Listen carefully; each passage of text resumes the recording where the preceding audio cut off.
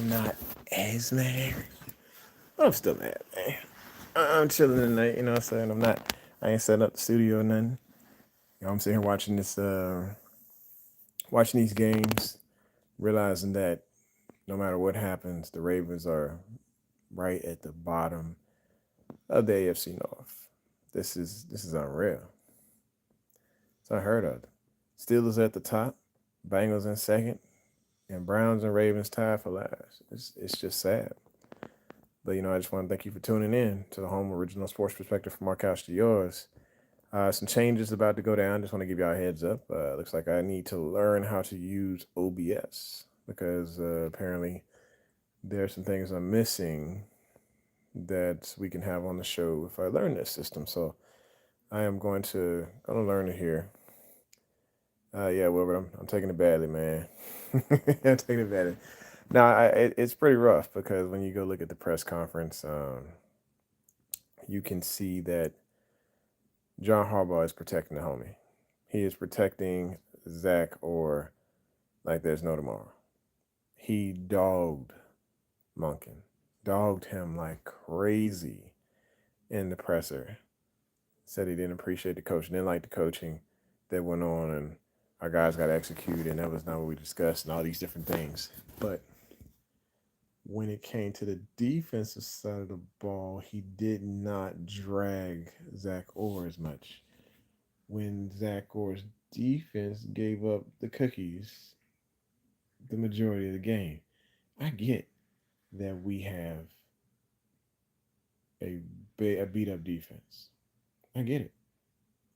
But what I don't understand is if you're going to hold one coach accountable, you need to hold the other one accountable. Zach Orr, I know it's his second year, but we do not need to waste time on his career development while we're in a championship window. Lisa was good. Yes, no excuse. No excuse. We came out there. We should have been better. I'm looking at concepts tonight that I'm like, dude, yeah, we could have did that. We should have did that. I mean, it was just simple play action rollouts, and you could see Tyreek rolling across the underneath on a. It was a flood concept. Let's just call it what it was. It was a flood concept on a rollout underneath. We could do that, especially with our dangerous backfield. We could totally dominate in that fashion. And like I said, offensive side of the ball and defensive side of the ball, it was tough.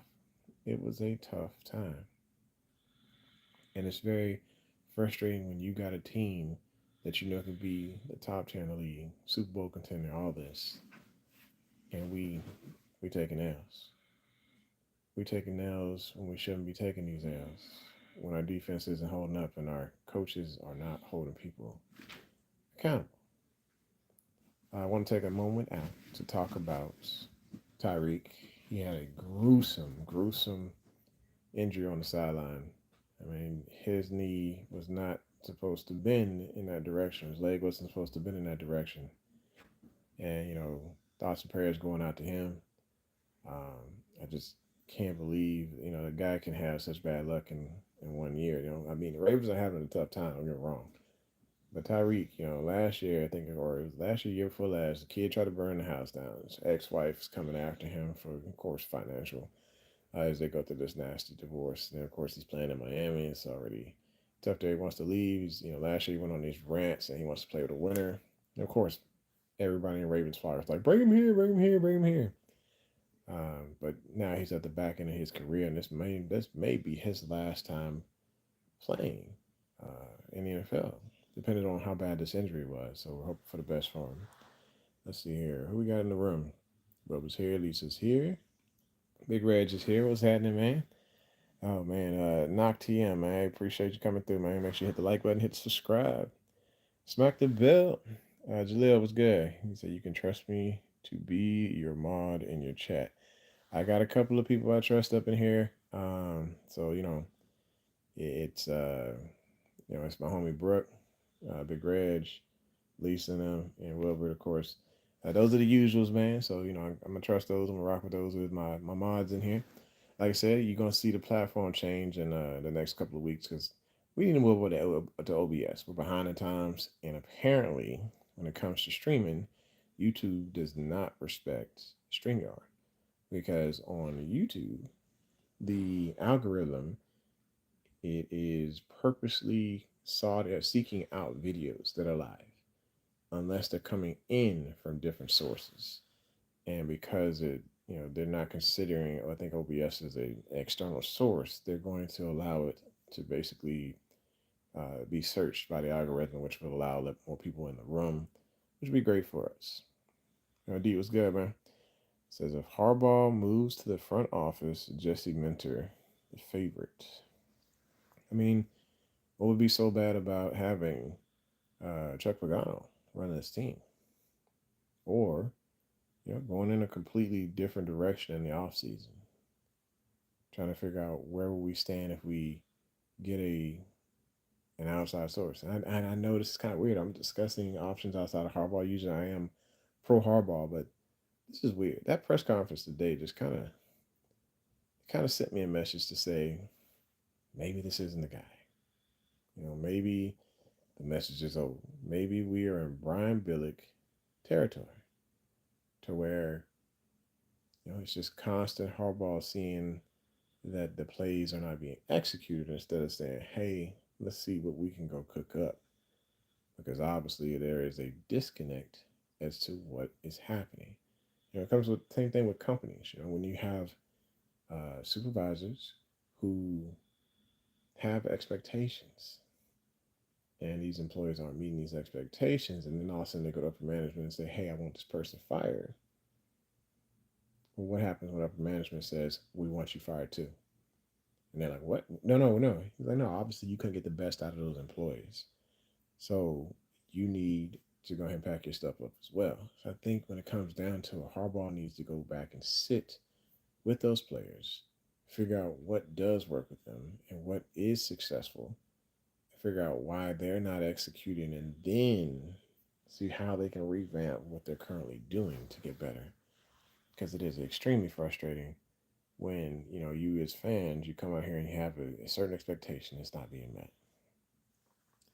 So that says, oh yeah, watch your chat and make sure everyone coming in the chat staying weird things. I don't think anybody's saying anything weird today. Nothing today, so that is great.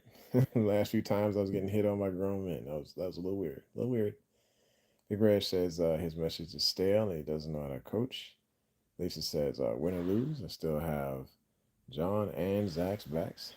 I mean, I got Lisa, you are the ultimate homer. We've discussed this before, and I'm supporting you as a fan and saying, hey, to each his own. But when it comes down to it, there is a point to where we have to look at John may not be it. And I know Zach ain't it. I'm pretty sure of that. I'm pretty sure within 2 weeks that they should make a decision on Zach. And if they don't, then that is going to ultimately that's going to be turning the tide on John Harbaugh if by the bye week Zach isn't gone, if we're allowing 40-some points a game again. If we're allowing 40 points a game this weekend and the next weekend on defense, and I know that there are personnel changes and expectations or other things that are going on, we need to change the scheme. I'm sorry. It is what it is. We still have excellent players back there in that secondary. If Wiggins is healthy, let's hope. If Wiggins is healthy, if Cheeto is there, and if we can get Jair healthy, and I think Martin is going to be up and coming, and he showed what he can do in the preseason. So if they switch the scheme up to best utilize these players and figure out how to get Simpson on the field and covering tight ends man to man, this team can turn it around. And if they cannot, then that is when you hold that defense coordinator accountable and you say, hey, look, we appreciate you. Obviously, you need to go back to the scouting department or something along those lines, because coaching was not it for you. And that's just as clear as it can be. Give me a like if you agree. Lisa says you're the only one. No, Big Red tells Lisa she's the only one. The failures have one consistent piece, and that's John Harbaugh. Well, yeah, I think in the playoffs, yes, those failures are there. But as we are fine-tuning to get in that direction, you have to see how can you get your offensive coordinator and your defensive coordinator to adjust? How can you get their mind right? Because right now, this is this is setting the tone for the season, for the rest of the season. What are we going to be? Are we going to be that team that gets the doors blown off us every single week? Are we going to be the NFL's whooping child? I don't hope that's not going to be the case. It's going to be a tough season to watch. I'm going to be there for it, the Ravens regardless, you feel me? But are we going to be that team? We're going to be that team that gets continually beat down? Oh, sorry, I just saw a touchdown. That was beast. Sutton just caught a nice one. Anyway, Big Red says, unfortunately, all they do is come out in their base defense. We're the only team that doesn't plan for their opponents. We just come out and play our scheme and hope it works. If that's true, that is terrible, terrible football at that level.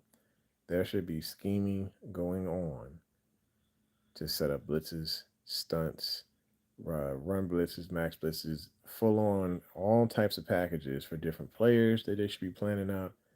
It shouldn't just be, hey, our best 11 go out there and face your best 11 on any given Sunday. That's talent versus talent. That's not coaching, and that is where coaches should be fired if that's the case. I doubt that that's the case because they have different days of the week that they look at film, they put the game plan together, they do walkthroughs, and they should be ready to rock by Sunday after they go on the plane. We have to get on the plane on Saturdays and stuff. So we have to take a look at it like they are doing their due diligence. It's just not being executed the way that they plan, and so they need to plan something differently. And they also need to, hold themselves accountable and say, "Hey, look, what we're doing currently is not working, not at all." But like I said, we're gonna pull it together. It's just a matter of us being, I guess, patient. I don't know if we have that patience anymore. I think it's growing very thin with the Ravens flock when we're seeing all of these injuries, when you're seeing all of the big time plays that are happening, when you're seeing the breakdowns in the back end of the defense, when you're seeing constant Daniel Faele video of him just not looking for work.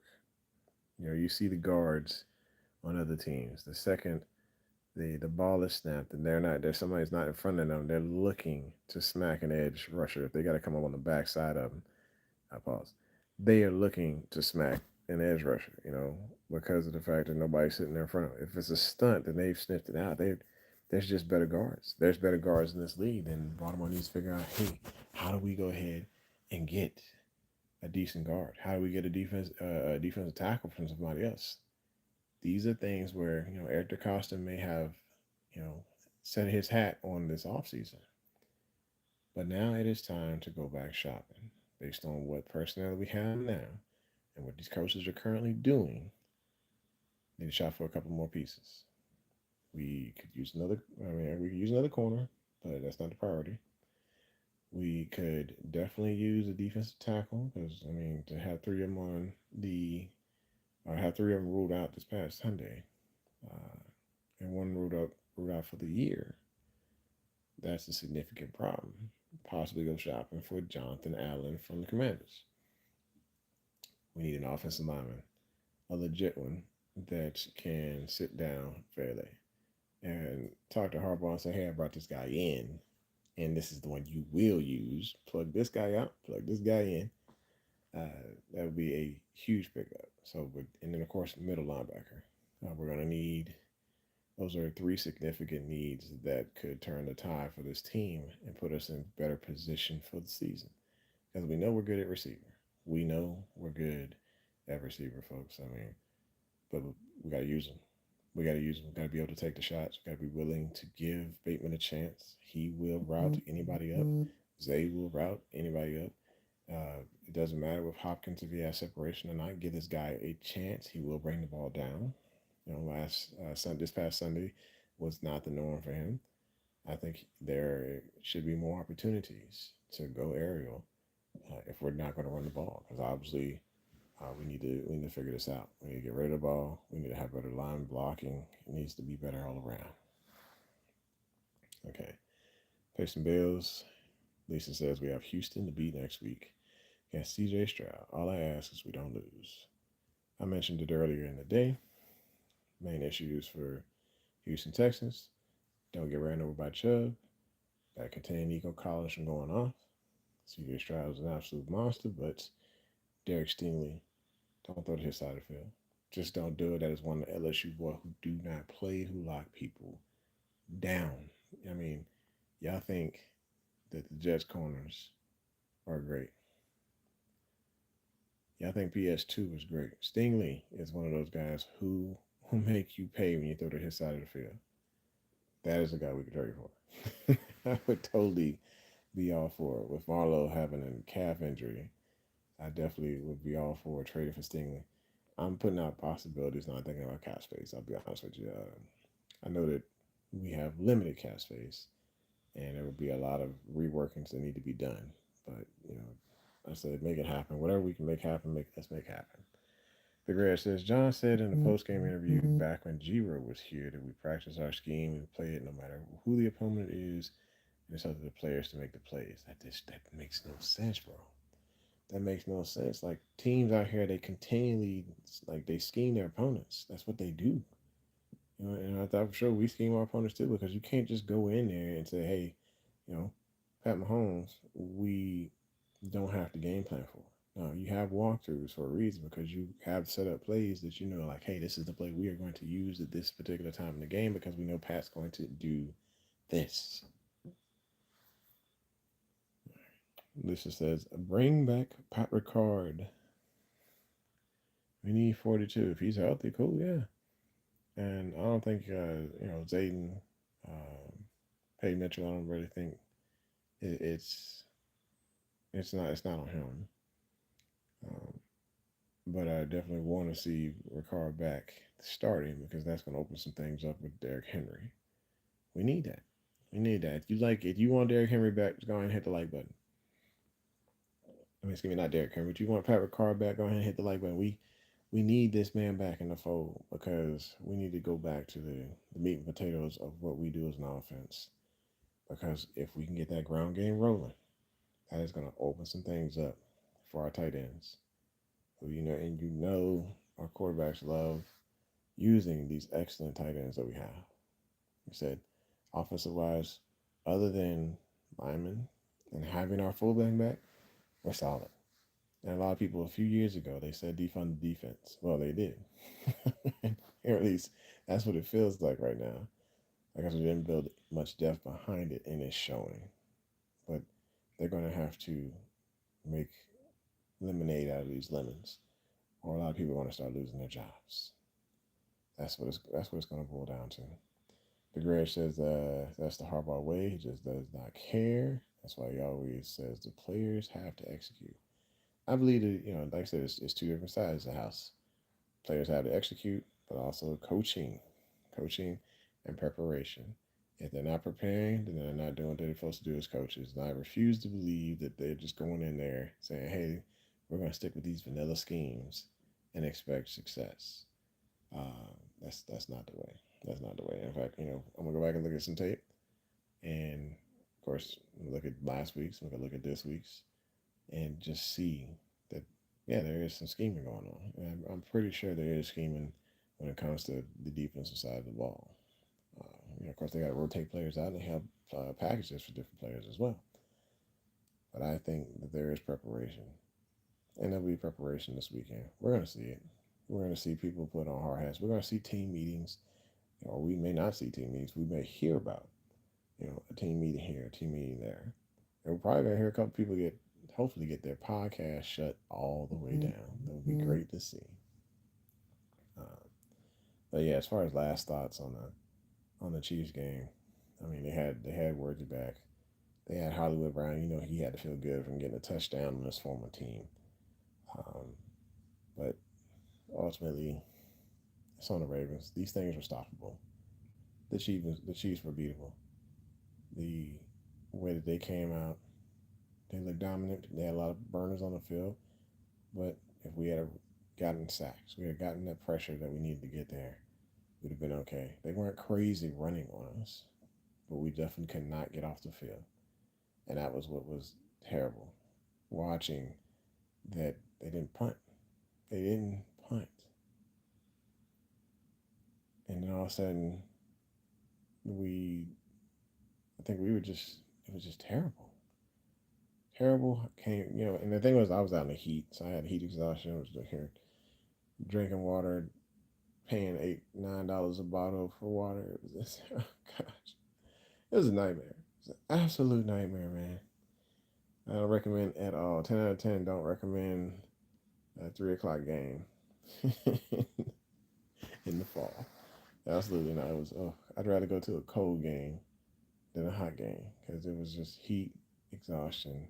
Like you just constantly slamming water bottles after water bottles. It was just crazy. And then just to see that and just see how frustrated our fans were getting, and then to see Lamar quit on us.